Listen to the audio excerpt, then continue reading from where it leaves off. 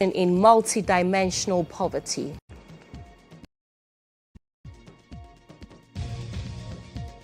And also coming up, cousin to Ken Oforiatta, Gabi Asario Tridako, reveals that he believes the former finance minister is not opposed to returning to Ghana following his detention in the U.S.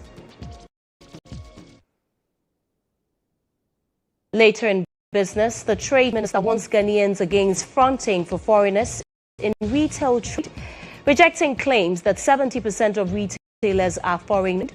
Meanwhile, Guta responds shortly.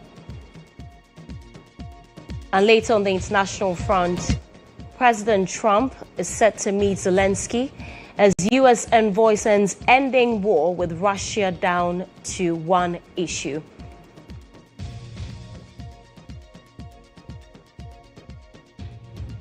We have details of these and more coming up shortly. To stay.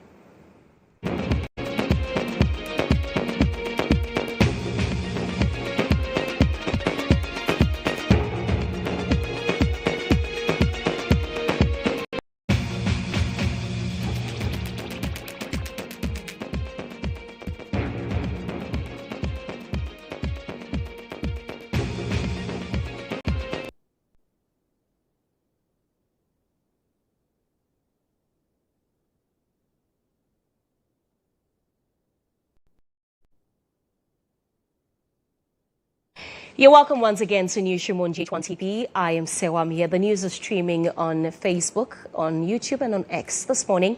Ghana has recorded an improvement in multidimensional poverty levels, with nearly 1 million people moving out of poverty by the third quarter of 2025, according to the Ghana Statistical Service. Ghana's 2024 first quarter to 2025 third quarter multidimensional poverty report shows that the national multidimensional poverty rate declined from 24.9% in the fourth quarter of 2024 to 21.9% by the third quarter of 2025, reflecting improvements across indicators such as education, health, living standards, and access to basic services. Government statistician Dr. Alhassan Idrisu acknowledged the progress but cautioned that the gains must be sustained through targeted interventions. Now to the key findings. First, the good news. Multidimensional poverty declined steadily in 2025. It reduced from 23.9% in quarter 1 to 23.1% in quarter 2, and further down to 21.9% in quarter 3. And between quarter 2 and quarter 3 of 2025 alone, more than 360,000 people moved out of multidimensional poverty. Now, here is a comparison with 2024. Compared with 2024, Ghana's multidimensional poverty indicators improved in 2025. The national multidimensional poverty incidence fell from 24.9% in 2024 quarter 4 to 21.9% by 2025 quarter 3, confirming a steady decline. But the drivers remain largely the same: health and living conditions, especially health insurance coverage, nutrition, overcrowding, and sanitation continue the biggest pressure points. In quarter 3 of 2025, 7.2 million people in Ghana were multidimensionally poor, compared to 8.1 million people in quarter 3 of 2024. That is, about 950,000 people moved out of multidimensional poverty between quarter 3 of 2024 and quarter 3 of 2025. The New Patriotic Party has taken credit for a significant reduction in Ghana's multidimensional poverty rate, pointing to several flagship programs implemented during the administration. According to the Ghana Statistical Service, the national poverty rate declined from 24.9% in the fourth quarter of 2024 to 21.9% by the third quarter of 2025, with improvements seen in education, health, living standards, and access to basic services. Reacting to this data, former CEO of the National Entrepreneurship and Innovation Program and a member of the NPP, Kofi Ofosu-Nkansah, acknowledged room for improvement but credited past flagship programs for these gains. He spoke to my colleague Joshua on GH Today. What are the key performance areas? What are the indicators? You know, access to health, sanitation, social services. These are the measures that are used to assess, you know, people coming out of poverty line and all that. And if you go into it, a lot of credit goes to the new patriotic party governments in a fourth Republican era. Why am I saying that? Because even though we are a center-right party and we are supposed to be the opposite of socialism and all that, most of the social policies, most of the poverty eradication programs were introduced by the new patriotic party. The flagship poverty eradication program we have in Ghana is a livelihood empowerment against poverty, LEAP, which gives stipends to vulnerable people, bottom of the pyramid people. It was introduced by President Kufuor. When we took over power in 2017, I think we had some number of LEAP beneficiaries, which we have increased, you know, by the time we left office, you know, drastically. If you look at school feeding, for instance, I think there are about 1.6 million beneficiaries. At the time we were leaving, the beneficiary had increased to about 4 million, you know, school feeding program. Because nutrition, if you look at the MPI report, nutrition is one of the main indicators that they use to measure access to balanced diet and all that. And school feeding program is one of the programs and interventions which has helped us to get good food too. However, the NDC has dismissed these claims. Hussein Idonko, who is the Deputy Director General of Finance and Administration at the National Service Authority, argued that decisions such as the banking sector cleanup and the domestic debt exchange program under the previous government actually pushed over 1 million Ghanaians into poverty. Some of their very bad decisions, one day, within 1 year, drove over 600,000, over 800,000 Ghanaians below the poverty line. The debt exchange program. The DDEP. Yes. There were some pensioners also there who depended on those things for survival. So the moment you took that decision, and that is why most of them were protesting, because that was their means of survival.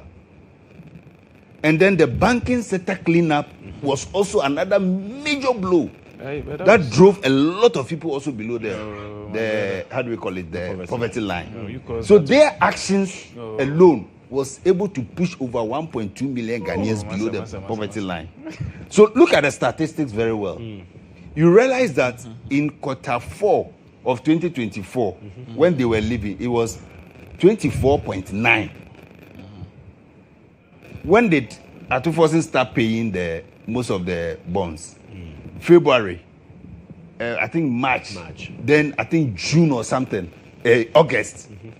So between January to August alone, September, 3%. You realize that the moment the debt servicing started and Ato started paying most of these people their monies, giving their monies back to them, he pushed at 3% of them out of the poverty line.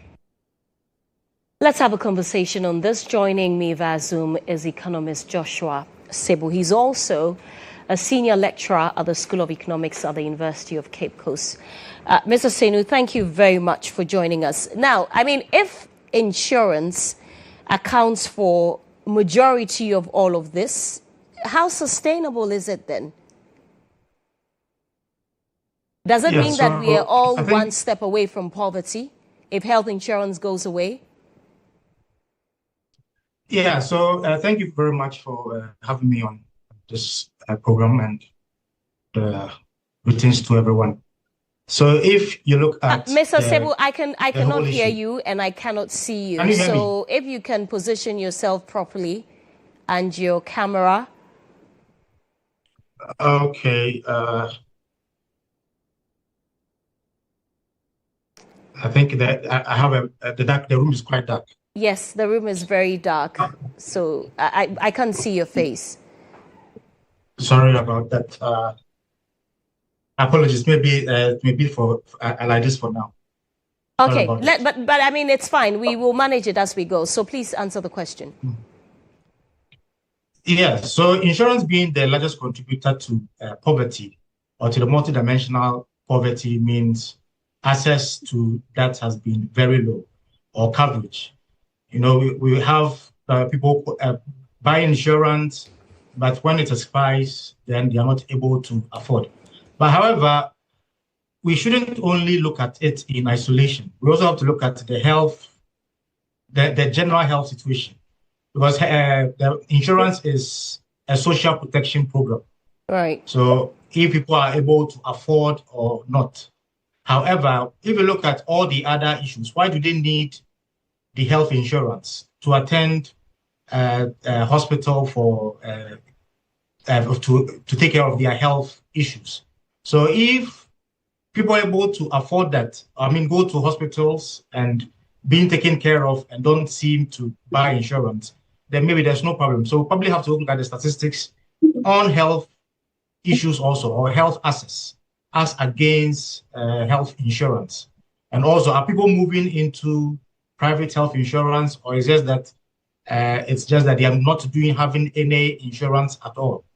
So we have to also look at the issue of access to healthcare, or health utilization, and then balance it against the access to insurance before we can make a general conclusion as to whether the insurance is sustainable or not. Okay, but Mr. Serwaa, we're being told that between 2024 and 2025, poverty has declined to up to 21.9%. How sustainable is it, especially when there's no corresponding, provision of formal jobs or employments? How do people stay out of poverty when they don't have jobs?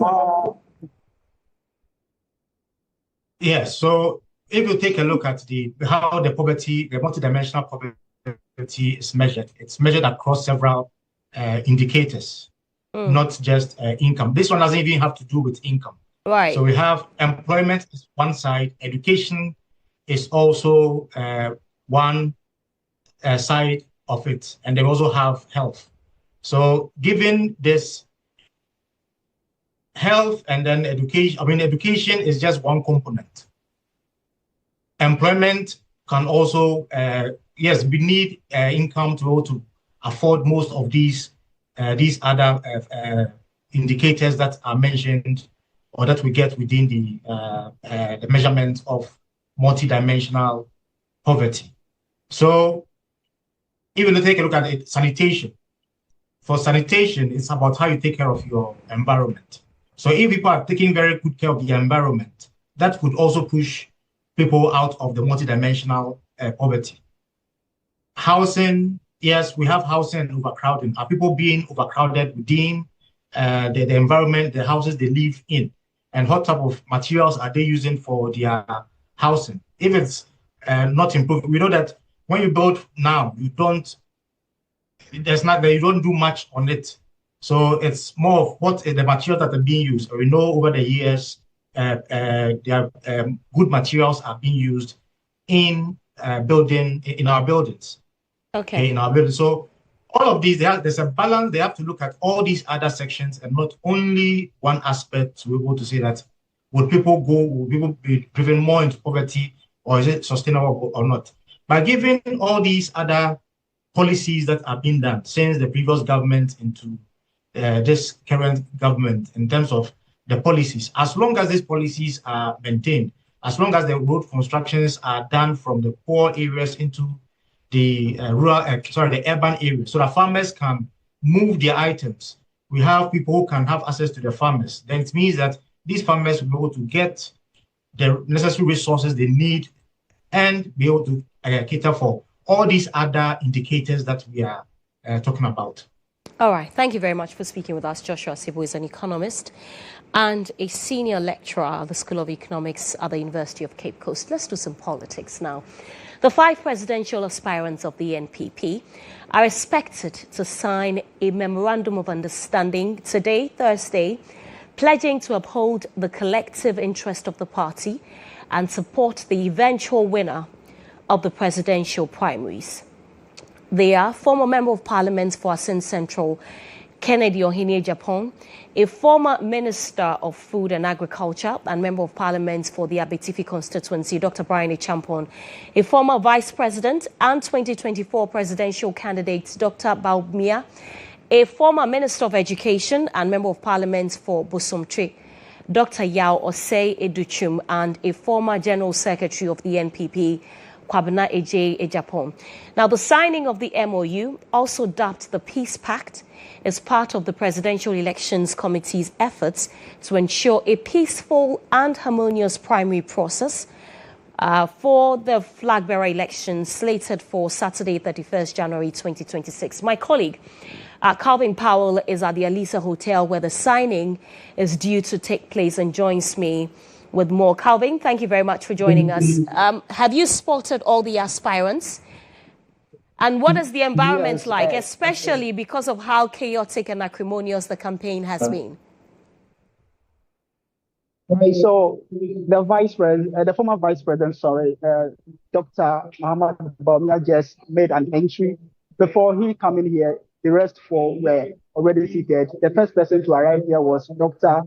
Educhum, followed by Mr. Kwabena Ejapon, Dr. Brian Champon, and of course, Kennedy Amihere. So we've been waiting for Dr. Baumia, who just entered a minute ago. And before his arrival, some other party stalwarts in persons of all the national hierarchy were present, and also some elders, including the Peace Council, who are here to monitor the Peace Pact signing process. So we've been engaging some of them, and they said they are committed to peace, and speaking to their supporters that this is just internal party contest, that the bigger picture they are looking up to is 2028. So no one should fight among themselves. And they also encourage them not to use some incendiary language that would provoke others a retaliation that are the beautiful primary that they hope to have on the 31st this very month. So all is said, and the Peace Pact process would begin soon as Dr. Baumia has entered.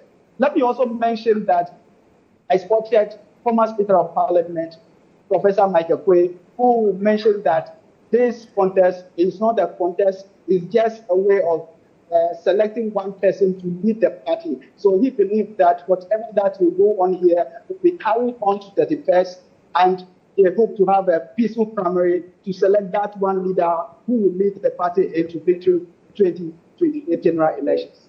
Thank you very much. Calvin Powell is my colleague who's currently at the Alisa Hotel, where the NPP's presidential aspirants will be signing a peace pact to pledge togetherness and peacefulness ahead of the primaries, which is happening on the 31st of January, Saturday.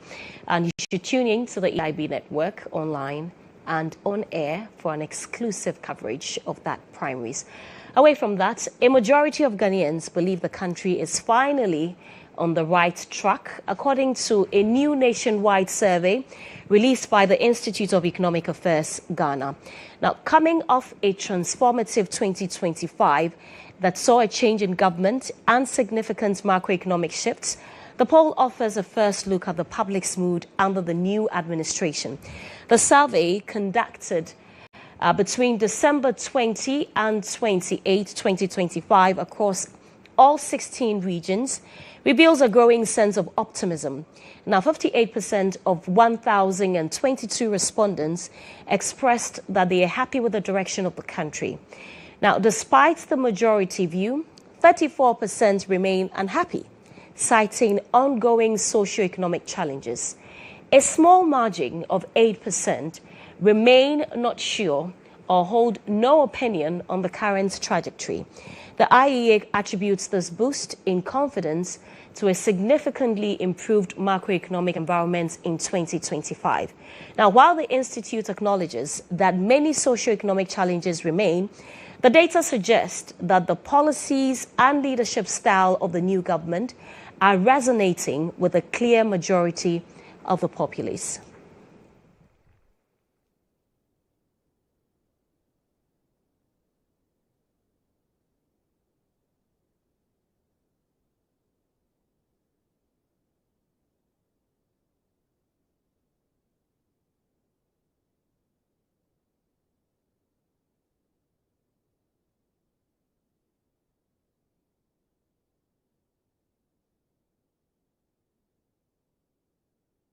Minister for Food and Agriculture, Eric Opoku, has described the alleged attempt to evade accountability by former Finance Minister Ken Ofori-Atta as unfortunate and disgraceful of himself and his party. Speaking in an exclusive interview with GHOne TV's Lily Mohammed, the minister stressed that public officers must always be ready to account for their stewardship. He questioned why a former finance minister would refuse to answer questions if he believes he acted with integrity, adding that many former ministers have honored such invitations without issue. Eric Opoku maintained that accountability has always been a core principle of public service and the situation should never have occurred. It is absolutely wrong for you to presume that you will not account for your stewardship as a public servant. No, that shouldn't be. So some of us are worried why a public officer should attempt to run away from accountability. Come, listen, and answer to the questions. Okay. If you did your best with the best of intentions and your conscience judges you right, why do you fear? You know what is happening is a disgrace to himself as a person and a disgrace to his party. So it is an unfortunate incident. It shouldn't have happened at all. Some of the ministers are around, ministers of the previous regime, some of them are around. Whenever you invite them, they will come. You ask them the questions. If you find them culpable, expose them to the full rigors of the law. If they are not culpable, they will go back to their homes. It has been so since time immemorial. So I don't understand why a whole finance minister, the handler of the purse of our nation, the exchequer, you don't want to account for your stewardship? I mean, it is something that cannot be. Let's still stay on this. Professor of International Law at the University of Ghana, Professor Amihere Tua, has urged former Finance Minister Ken Ofori-Atta to voluntarily return to Ghana to address issues surrounding his stewardship. Speaking to Star News, Professor Amihere said the ongoing extradition proceedings involving Mr. Ofori-Atta could further damage his personal reputation and Ghana's international image. When the matter is settled and they say that he cannot leave or he is able to win the case somewhere along the line to the Supreme Court or even at the Supreme Court, then you have to say, stay. But it will not be the end of his worries or legal woes, because the extradition process will still be ongoing. Right. And the basis for his being deported to Ghana are separate under the immigration one and under the extradition process. So would you then advise that he self-deports? That is what I would advise, because the basis for his delay is being attributed to the fact that he might not get fair hearing. But I think that is far-fetched. So far, we know the criminal laws of the country. We know the issue of fair trial and so on. Ghana has not departed from that. So in general, I'm sure Mr. Ofori-Atta will get a fair trial in Ghana. And so if he claims that he hasn't committed any offense and all those political witch hunting, then he should come and face the law. And I'm sure if he has a good case to answer, the law will set him free. And so my advice is that to go through all these legal gymnastics and so on in the U.S., it will be best for him to come and face trial in Ghana. Attorney General and Minister for Justice Dominic Ayine has expressed optimism that former Finance Minister Ken Ofori-Atta will return to Ghana, even as the United States continues to review the legal processes surrounding his case. Well, the American authorities are handling the process, and they are handling it in accordance with American law. So far, I don't find anything wrong with what has, taken place. As you rightly pointed out, I monitored the hearing yesterday, and I have had reports from the United States regarding what has happened and what may happen. But these are confidential discussions, and I'm not supposed to talk to the media about what they have briefed me on. Now, you have to understand that what is happening now is in relation to immigration violation, immigration law violations. All right, that is separate and distinct from the extradition request. And so, if it was put in before the the immigration judge that there's an extradition request, he wants a formal, filing before him. So the Justice Department would have to do that before a decision is taken. I do not know. I don't control what happens with the Justice Department in the U.S. So, but are you hopeful that this will go through for Ken to come back to Ghana? I am very hopeful, extremely hopeful. Founder and executive chairman of African Prosperity Network, Gabi Asare-Otridako, has expressed optimism that former Finance Minister Ken Ofori-Atta will return to Ghana, even as the United States continues to review the legal processes surrounding his case. He spoke with me earlier this morning. Why would he not return to Ghana? So why is he still there? Why doesn't he self-deport? I believe Ken will come to Ghana, and I know he wants to come to Ghana. I'll leave it there. When last did you speak with him? Not so long ago. How's he holding up? Well, he's doing well, from what I heard, because I haven't spoken to him since his detention, but I'm sure he's doing well. He's a strong man mentally, and he has strong faith, so I'm sure that will protect him. Away from Ken, a taxi driver who foiled a robbery attack on a mobile money vendor at North Kanishi is calling on the Ghana Police Service to urgently arrest a second suspect who escaped during the incident. Speaking in an exclusive interview with GHOne News, the driver says that the suspect's continued freedom poses a threat to his safety as he fears a possible retaliation. There's more in this report by Mary Obenewa-Apia.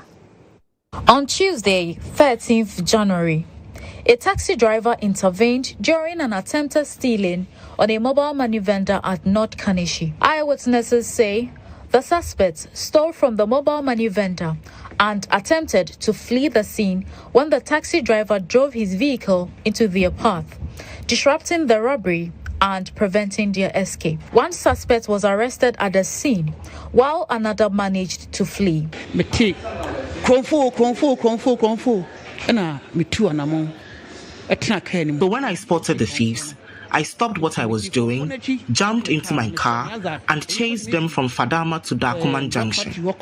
I hit their car and alerted people around that they were thieves. One escaped into a nearby house, but the other was restrained by bystanders until the police arrived. The taxi driver, the victim, and the suspect, who had been assaulted by angry bystanders, proceeded to the Dakuman police station to lodge a complaint, where the suspect was handed over to the police. The driver says since the incident, he has been living in fear, worried that the suspect who escaped could target him for his role in the arrest. When we inspected the car, the entire front was damaged. Only part of it was filmed for security reasons, but several components, including the lights, interior, and the tie, were all affected. I am appealing to President John Mahama to take a decisive step that will encourage other drivers to act similarly as a way of helping eliminate robbery in the country. I've been told the matter is now with the police and government, so I'm appealing to the government to help fix my car. It's my only source of livelihood and how I care for my children. Police have confirmed the arrest and say investigations are ongoing to track down the remaining suspects. On the 13th of this month, around 12:30 p.m., one Jackie Yebua of house number 1101/24 came to the police station accompanied by some young men, and they arrested one suspect called Emmanuel Umando. He's a Nigerian, but we were able to get hold of the motor. The motor is impounded at the station. The suspect, during that time, I think because of the distance, they beat him severely. He had a very bad distance. So when we saw his situation, it was not good. So we sent him to police hospital. After he had been treated, we brought him back. Currently, he's at the court. Investigation is ongoing. We are still doing our best we'll put in more painstaking effort to get the other accomplice so that it will be brought to justice. The incident has once again raised concerns about the safety of mobile money vendors who remain frequent targets of robbery attacks across the country.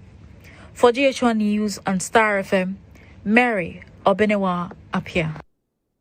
Member of Parliament for Botiano English Yamanfo Felix Akwete Okle is urging road contractors in the constituency to speed up work and ensure the delivery of quality road network to ease the plight of motorists and residents.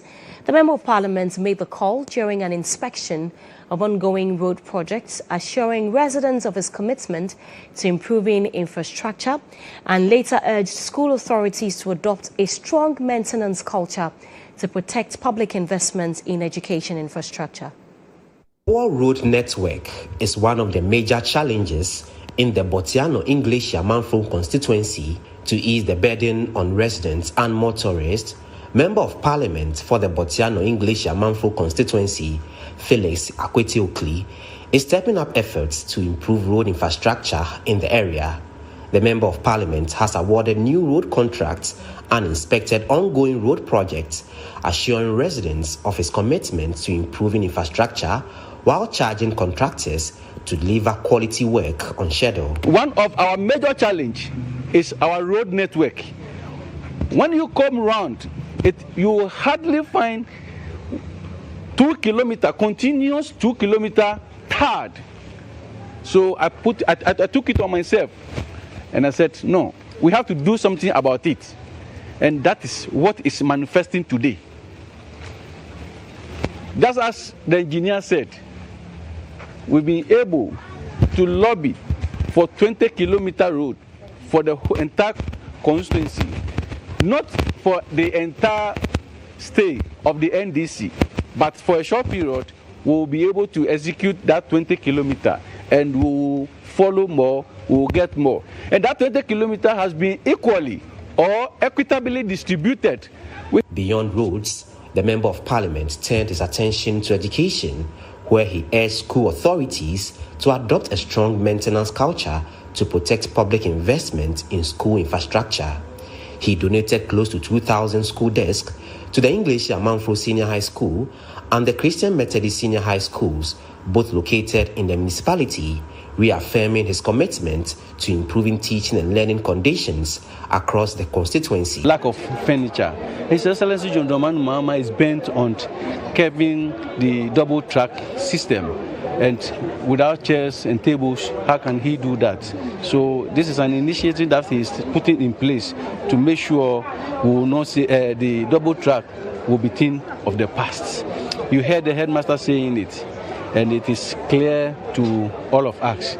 1,700 chairs and 1,740 chairs and desk is not anything to joke with.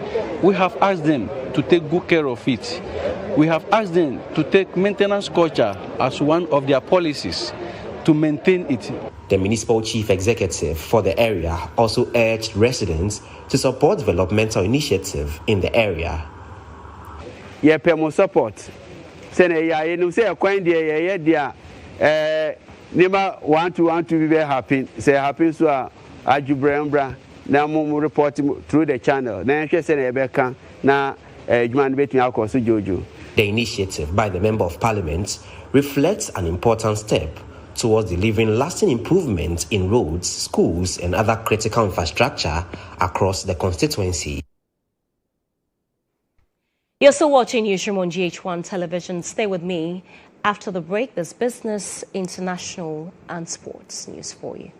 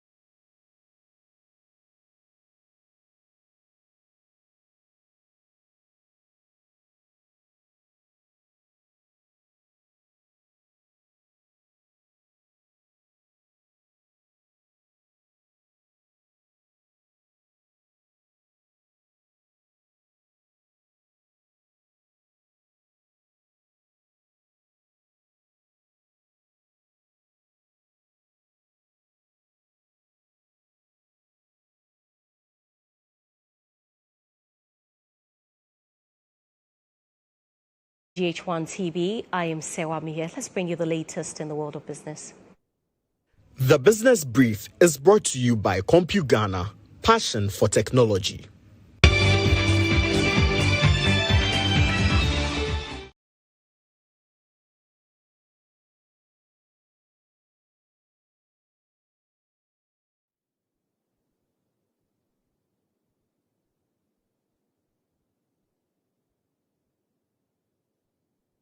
President John Dramani Mahama is set to lead discussions on the Accra Reset Initiative at a high-level side event in Davos, Switzerland on Thursday, January 22, 2026, on the margins of the World Economic Forum annual event. The president leads the Presidential Council of the Accra Reset, a global South initiative working to strengthen sovereign capacity and reimagine international cooperation in an era of unprecedented global challenges. The Minister of State in charge of Government Communications and Presidential Spokesperson, Felix Kwatiofosu, announced this in a statement and said the Accra Reset is timely amid intensifying great power rivalries, the collapse of the global aid narrative, unprecedented trade tensions, and the crisis of climate shocks, cost of living, pandemics, and conflicts.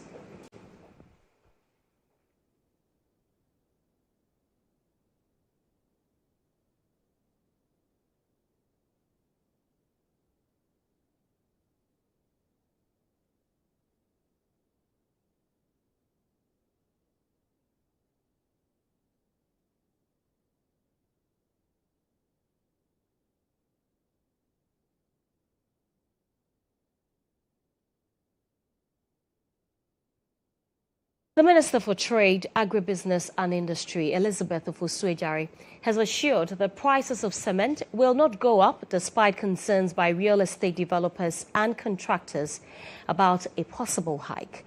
Speaking during the Government Accountability Series on Wednesday, the minister noted that stakeholder meetings with cement manufacturers concluded that the existing legislative instrument does not permit any price increment.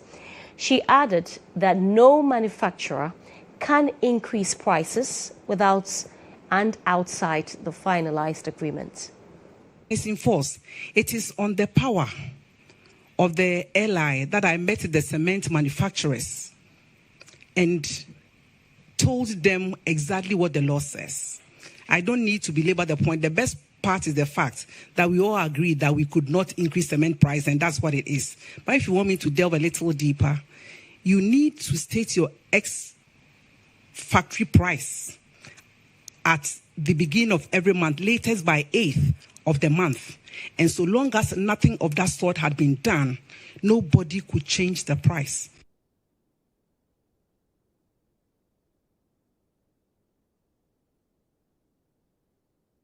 Well, the Minister of Trade, Elizabeth Ofosu-Adjare, has downplayed claims that foreigners dominate Ghana's retail sector, stating that Ghanaians are actually fronting for them.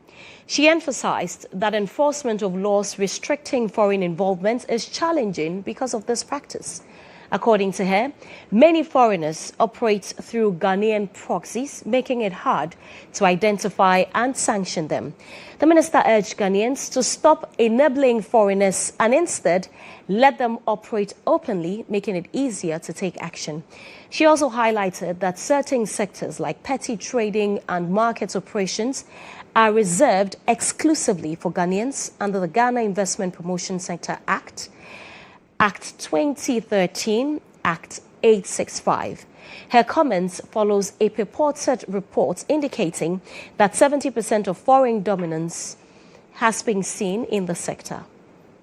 I can say for sure, without any scientific basis, that foreigners are not responsible for 70% of our retail market.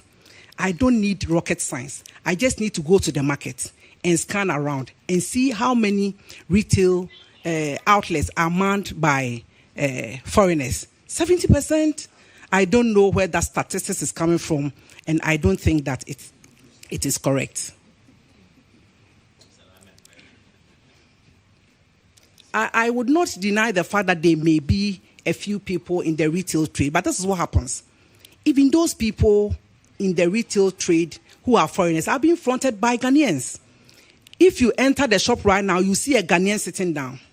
What do you have to say that you are closing that shop because it doesn't belong to a Ghanaian, whereas it's being manned by a Ghanaian? And if you go to the Registrar General, the name on that registration is a Ghanaian name. So, I mean, I don't know.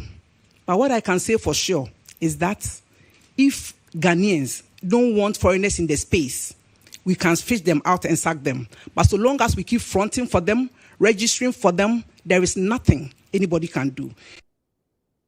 Let's have a conversation on this. Joining me via Zoom is the first Vice President of the Ghana Union of Traders Association, GHOne, Mr. Joseph Paddy. Mr. Paddy, thank you very much for your time. And I can see that you're struggling a bit with your device. But if you can just... Yes, exactly. I'm struggling to hear you. Your voice is very faint. Okay. Anyway, I can manage it here, don't worry. Okay.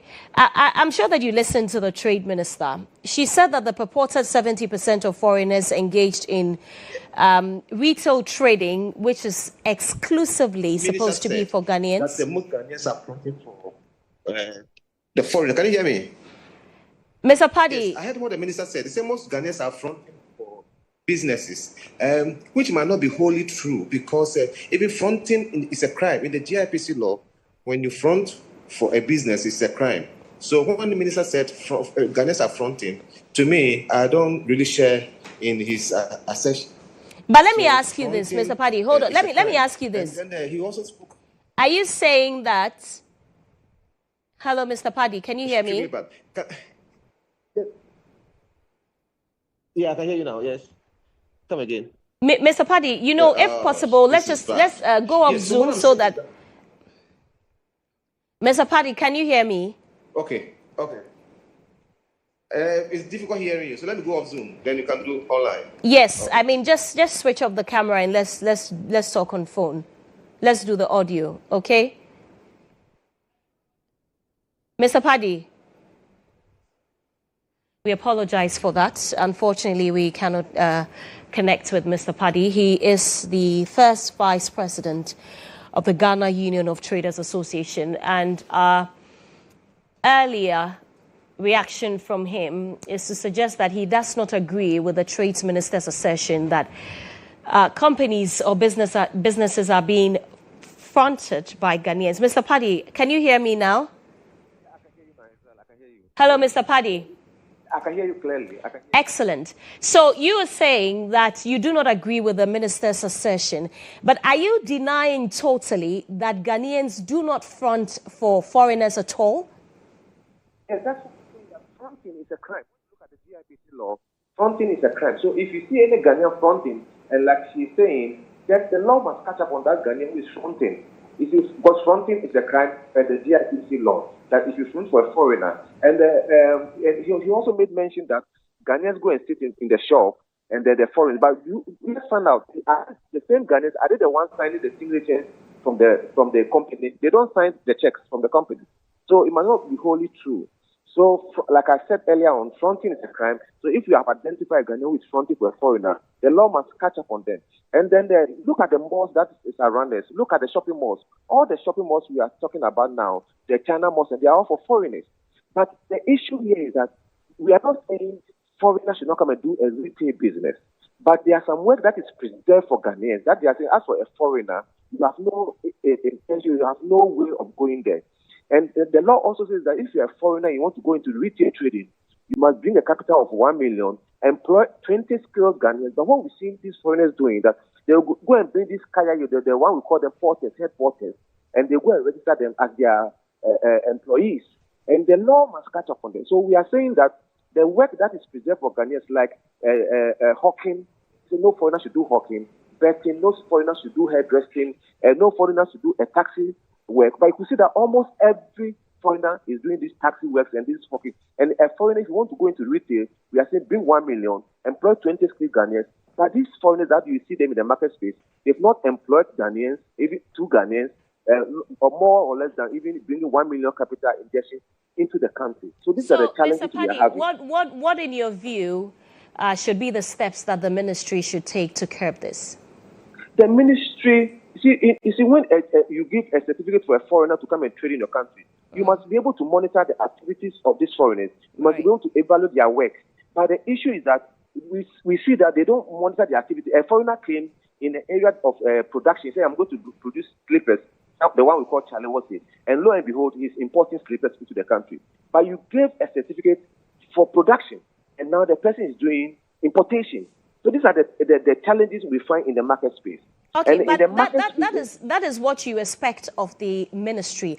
What about you as an association? What monitoring mechanisms have you put in place to ensure that it is not flouted? To the ministry. Yes, we always give information to the ministry. You know, Guta gave information to GHOne. A foreigner came and then there was selling phones and accessories. And every day his sales per day is about 20,000 Ghana cedis. But the whole year he paid just 500 Ghana cedis as IRS payment. 500 Ghana cedis.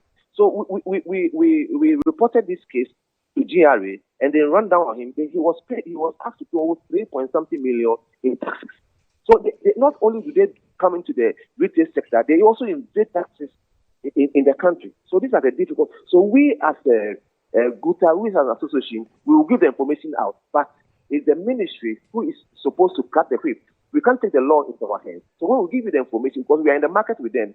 We are in the market space with them. We know where they are. We know where they are located. We know where they sleep. But when we give the information out, we expect the ministry to take action on these foreigners who are flouting our laws.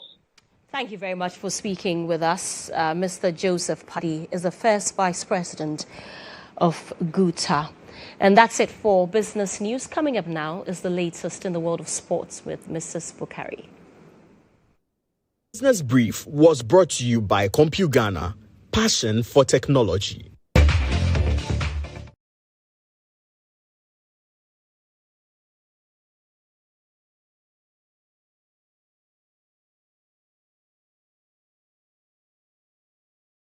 Many thanks for joining me here on Sports Brief. I am Monica Bukari. Vice President Professor Nana Jane Opoku-Agyeman has commended the Sports Ministry for what she describes as renewed focus and tangible progress in Ghana's sports development agenda. According to Professor Opoku-Agyeman, sports remain a critical tool for national development, youth empowerment, and social cohesion. She praised the sector minister for prioritizing inclusive policies that promote talent identification at the grassroots while restoring confidence in sports administration.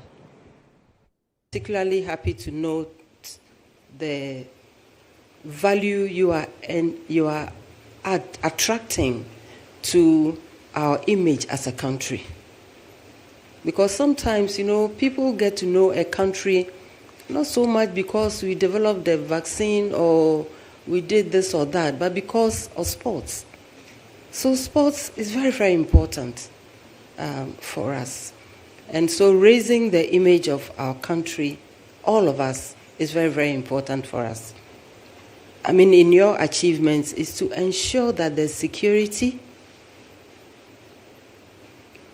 that there's proper screening, because we don't want people to suffer unnecessarily because of the discipline they have chosen. And that is where health comes in very, very strong. Meanwhile, Minister for Sports and Recreation Kofi Idi Adams says the operationalization of the sports fund remains a top priority for the ministry as efforts intensify to improve sports infrastructure and develop grassroots football across the country. According to the sector minister, the fund is expected to address long-standing challenges in facility development while creating opportunities for young talent at the community level. Another area Your Excellency will be looking at. In terms of policy implementations and institutional reforms, we want to conclude our national sports policy to align it with the global trends and athlete welfare and safeguards. We want to digitalize and include in this, we want to see an amendment of the Sports Act 2016. Act 934 would have to work on it and make it complementary and to be able to resolve a lot of disputes that comes up. We want to look at the implementation and passage of the National Sports College Bill so that they can be able to issue certificates and licenses to people who go through their training. Then, of course, revitalizing the grassroots and school sports, as I've said earlier. Then operationalization of the Ghana Sports Fund is another area that we want to look at. Now, head coach of the Black Queens, Kim Lars Bjorkengren, has revealed that the technical team will place strong emphasis on improving the side's attacking play as preparations intensify for the upcoming Women's Africa Cup of Nations, WAFCON. Speaking exclusively to EIB Sports, Kim Lars noted that while the team continues to build overall fitness and tactical cohesion, particular attention will be given to sharpening the attacking front and to ensure greater efficiency in front of goal. We have been improved in all of the areas, to be honest. I think the defense, in the defense, we are more organized, both in the run of the play, but also in the set pieces. We have changed a little bit as well. We try to find the balance when we can keep the ball in the team and when we can go a little bit faster forward. We know that we have wingers with a good pace. If I take the previous WAFCON, the only big problem we had, if you're looking at the numbers, like the XG that the coaches like to talk about, is that we actually created more chances than we scored goals. So we need to score a little bit more goals from our chances as we are creating. So that will be a key thing if we're going to go all the way, I think. Right. Now, under your watch, mentally,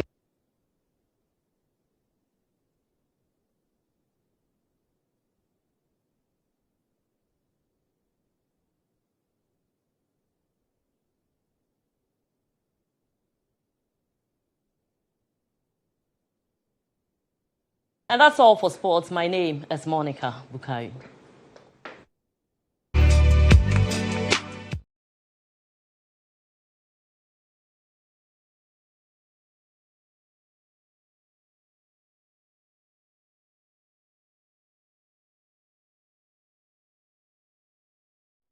On his own this afternoon, Ghanaian rapper Kwesi Arthur has gone public over a dispute with his former management and his co-founder, accusing them of demanding $150,000 and unlawfully claiming ownership of his own image and music rights.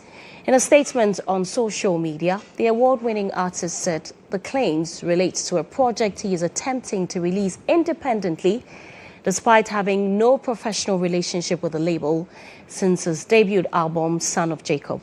He further alleged that he earned no income during his time with the company and has faced threats and manipulations. Let's have a conversation on this. Joining me via Zoom is artist manager. He's actually a former artist manager of Shatawale Lawrence, Nana Isiama Hansen, popularly known as Bulldog. Thank you very much for joining us, Mr. Hansen. So how do these things work?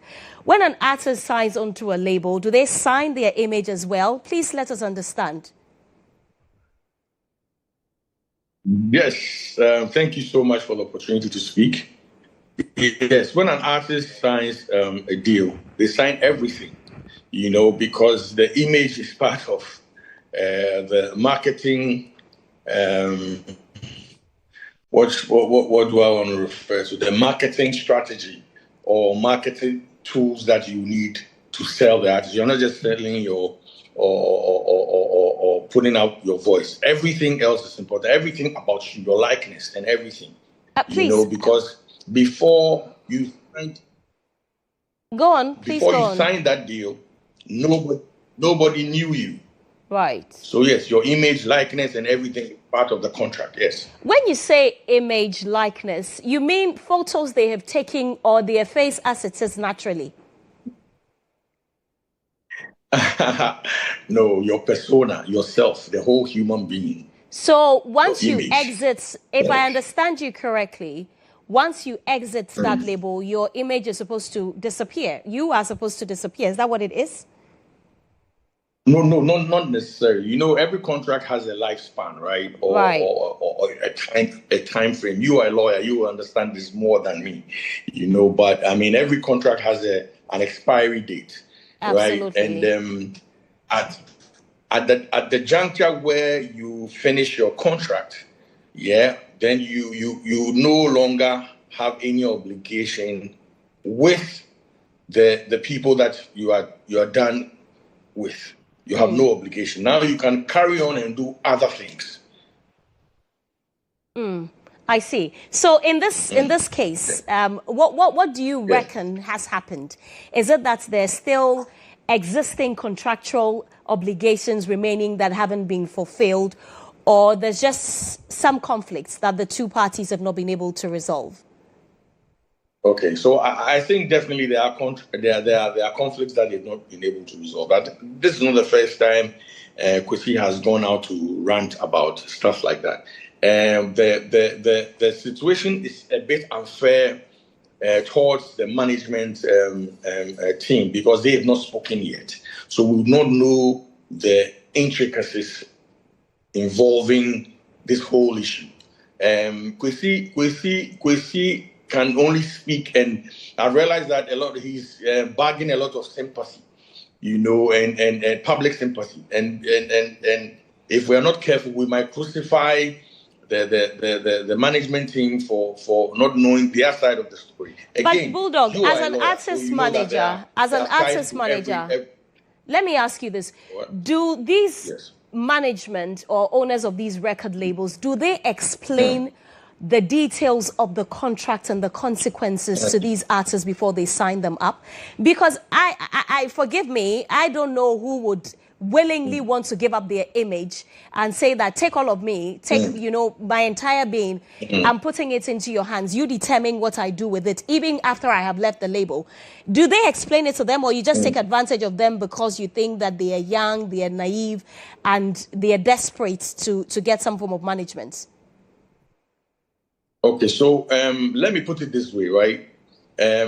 I have I've not been to law school, but I've experienced law, and I know that the law is bothered on common sense and ethics. So let me throw that question back to you. As you stand there as a presenter, right, and on this channel, do you think 6 o'clock, if I flipped onto another channel and you are there talking, what will happen? I don't understand the question. How would it look like? I don't understand. Okay, the question is that you're on GHOne right now, right? Then it is what 12 now. Then I flip to Joy News at 2, and you are there on their podium, doing the same duties that you are doing right now there. What I'm trying to say is, ethically, you are signed to GHOne at this present moment. Okay. You understand? Yes, ethically, yes.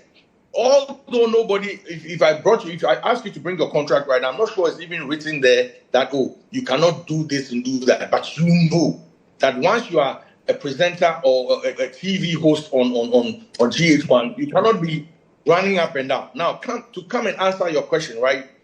The artist management team does not have to explain anything to the artists when they are handed a contract. The artist is advised to seek counsel. Do you advise them? From a lawyer. Do you advise them? Yeah, we do that. Once you give a contract out, you tell them, go and find a lawyer. And you see, even if we don't do that, it's only common sense. Okay, but Bulldog, I would want to have an extended conversation with you on this. And say, well, what is the contract?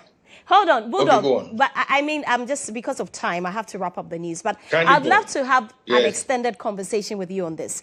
But look, you say you are not a lawyer.